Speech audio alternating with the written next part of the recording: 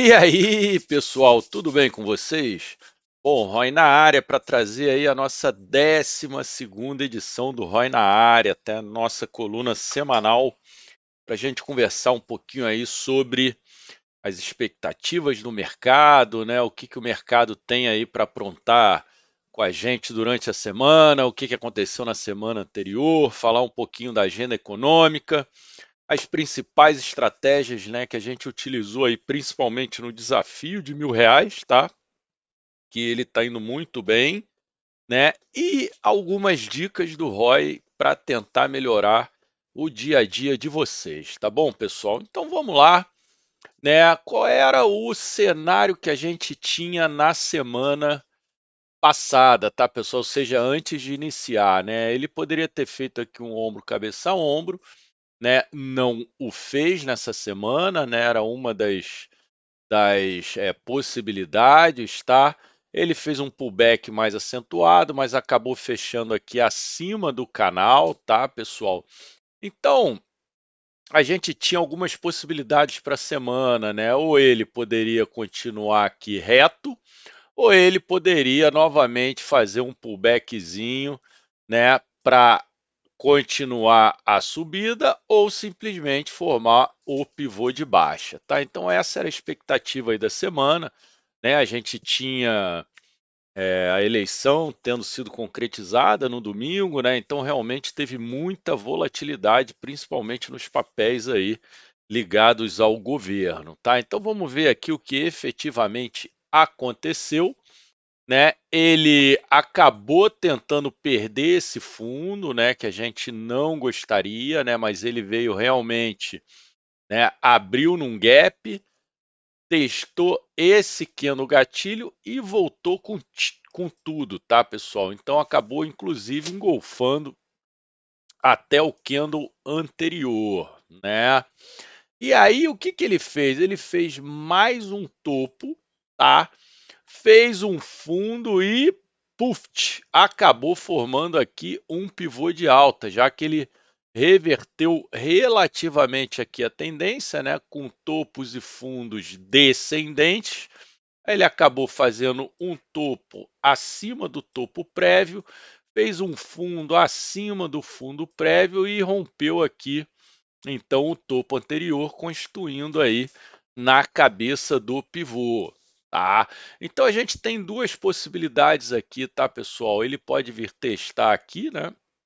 Ou seja, realmente atingir o primeiro alvo do pivô, ou pode novamente ir para baixo, já que ele formou novamente aqui uma estrela da morte, né? Vamos ver o que que então aconteceu no gráfico diário, né? Eu acabei de mencionar isso. Então, qual é a expectativa aí para a semana, pessoal? Ele no gráfico diário, tá? Vir alcançar aqui o alvo do pivô, tá? Já que ele aparentemente está fazendo um pullback, né? Apesar de ter ultrapassado aqui a cabeça do pivô, para mim continua sendo um pullback até perder essa região, né?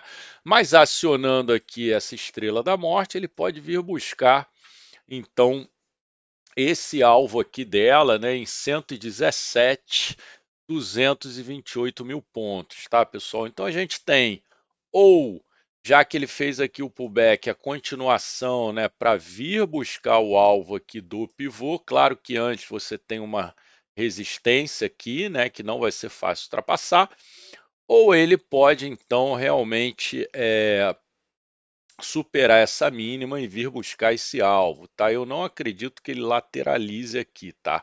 Para mim ele vai ou ultrapassar esse topo lá pela terça-feira ou na própria segunda ele pode perder esse fundo aqui, tá? É claro que o cenário político vai ditar o ritmo, né? A gente teve aí uma forte queda da Petrobras, tá, na sexta-feira, por conta da, né, da suspensão aí da distribuição dos dividendos.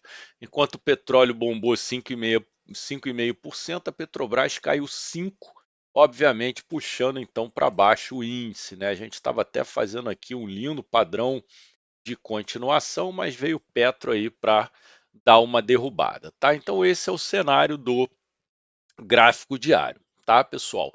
Indo para o semanal, né, ó, voltou aqui então para cima, né? Na verdade já tinha voltado, mas ele rompeu novamente e voltou para cima do canal de baixa rompido, tá? Então, assim, o semanal, enquanto não perder esse fundo, ele tem como alvo aqui 128.984 mil pontos, tá? Ou seja, pode ser que ele continue nessa lateralização até então ele vir buscar esse alvo, a não ser que perca esse fundo, tá? Indo então aí para o gráfico de 120 minutos, né? Ele armou esse pivô aqui, quase atingiu o primeiro alvo, né, que está aqui em 127 mil pontos, tá? Pode estar fazendo aqui um pullback na cabeça do pivô para então formar a quinta pernada e atingir o alvo, né? Já que a gente tem aqui uma, duas, três, quatro, na verdade cinco já, né, pessoal? Então ele pode fazer a correção A, B, C e aí tomar a decisão se ele vai continuar a subida dele ou se realmente reverte aqui formando um pivô de baixa, tá? Então esses aqui são os cenários, né, que a gente tem aí ao longo da semana, tá? Vamos então para a agenda econômica, pessoal. A gente tem aí o relatório Focus, né, que é o nosso famoso relatório aí que vai dar uma estimativa em relação à inflação, dólar, né, o crescimento aí do PIB, tá? A taxa de juros e tudo mais. E a gente vai ter uma série de discursos do Fed aí mais pro final do dia, tá? Como a gente sabe, o Fed ele decidiu subir aí a taxa de juros em 0,75 na semana passada, né? A gente tinha um feriado aqui no Brasil. Depois veio o discurso do Powell aí, que foi um discurso realmente desanimador para o mercado, né? Dizendo que a inflação não arrefece. Então, realmente eles vão ter aí desafios bem complicados pela frente, tá? Então a gente tem que ficar de olho nisso, que ao longo do dia pode ser que eles adiantem esses discursos, tá? Na terça a gente vai ter aí eleições legislativas nos Estados Unidos, tá? Então tem grande expectativa dos republicanos aí ganharem em massa essas eleições.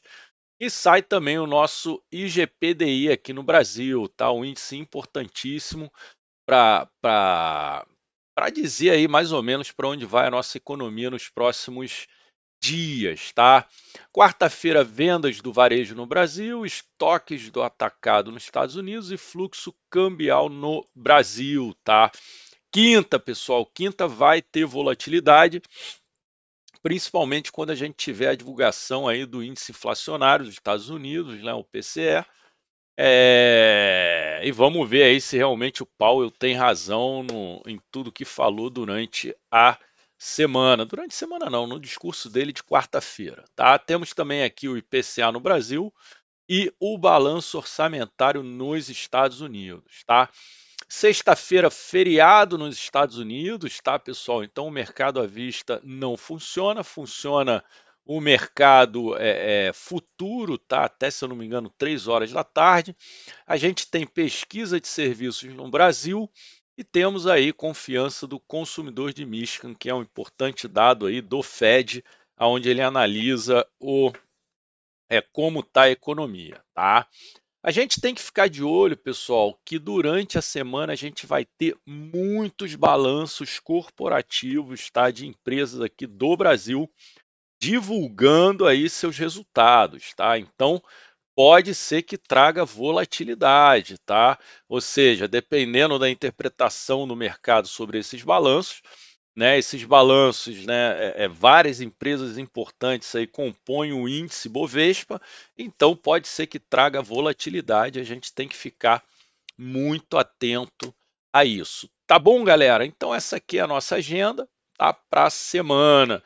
Vamos então aqui aos dados do desafio, né, galera? Então todo mundo sabe, a gente começou aí, né, com o valor de R$ 1.000 na conta, tá? Como garantia, tá? A gente tomou o nosso primeiro loss aí nesse desafio, tá? Mas foram 3 operações, né? 2 gains e um loss e acabamos inclusive batendo a meta, tá? Então a gente está com uma taxa de acerto aí de 93%, payoff de 1,14, olha a expectativa matemática, que coisa linda, pessoal, 14,8 para 1, tá? E o nosso loss foi de R$ 55,56, tá?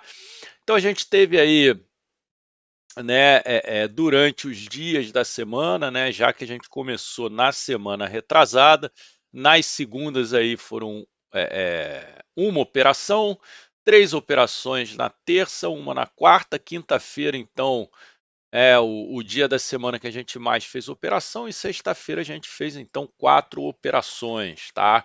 A estratégia do choque é a mais utilizada, tá bom? Então, de todas as operações, né, 2, 3, 4, 5 com 9, 14, das 14 operações que a gente fez, 9 na estratégia do choque, tá bom?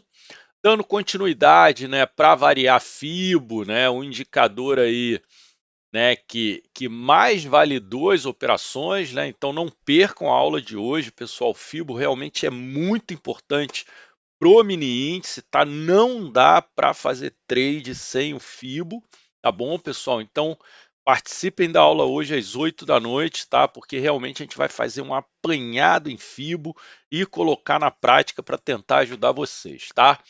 O canal validou aí 2 operações, média de 200 uma e candle gatilho 2 operações, tá? Horários do dia, né? A maioria entre 10 e 11h30 da manhã, né? A maioria dos trades, mas pode ver que 2 horas a gente fecha aí e não opera mais, tá bom?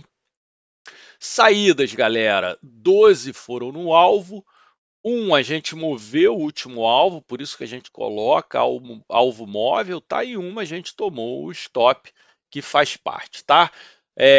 Tendência, 7 operações a favor da tendência, 5 contra e 2 com a tendência indefinida, tá? Então a importância aí da gente tentar sempre seguir a tendência, tá? A avaliação do trade, pessoal, 13 para mim foram realmente muito bons trades, né? Ótimos trades. E o que a gente tomou stop eu classifiquei como ruim, pessoal. Por quê?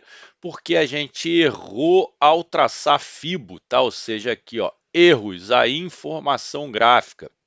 Eu tracei FIBO, tá, numa perna errada e acabei tomando stop na operação seguinte, né? Eu acabei traçando corretamente, a gente fez o choque, tá? Então, na aula de hoje eu vou repassar com vocês a traçada errada que eu fiz e depois a traçada certa para vocês verem a diferença, tá bom?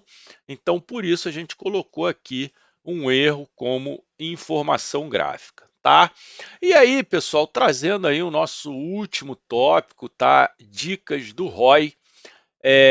Vamos lá, eu gostaria de falar com vocês um pouquinho sobre o replay de mercado, tá, galera? A importância dele, tá?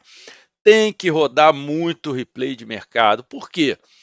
É, é, Primeiro que você consegue então mais tempo de tela, né? Consegue realmente simular, né, dias normais e aí pegando leitura, né, tempo de tela que é importantíssimo, como eu já falei, né? E você vai praticando o seu modelo operacional, né? Vai praticando o replay, você pode parar. Então é legal porque você para, dá uma analisada, poxa, é isso mesmo, não é, né? E aí continua, você pode gravar os replays, né? Então, para mandar para o seu mentor, tá? A gente faz muito isso. A gente pede que nossos alunos gravem os replays, eles enviam para a gente faz a análise e devolve a análise, tá? Então, replay de mercado, pessoal, é muito importante, principalmente para vocês afinarem a leitura e pegarem aquela confiança, tá? Observação importante: vocês têm a obrigação de rodar replay de mercado com a mão que vocês vão operar na conta real, tá? Nada de inventar e rodar replay de mercado com uma mão muito maior, tá? Então, se vocês vão operar com um contrato, vocês têm que rodar com um contrato. Vai operar com 2 contratos, tem que ser com 2 contratos. Tá? Se for 5 contratos na conta real, no replay tem que ser 5 contratos, ou seja, você tem que simular exatamente o que você vai fazer na conta real, tá bom, pessoal? Então, replay de mercado muito importante, tá? Não deixem de fazer, seja de noite, final de semana, tá? Ou seja, vocês com isso vão pegando aí tempo de tela e vão afinando toda essa percepção e o contexto que é necessário para que vocês se tornem excelentes traders. Tá legal, pessoal? Um bom final de domingo. Não esqueçam da aula às 8 da noite. Um abraço, até já. Tchau, tchau.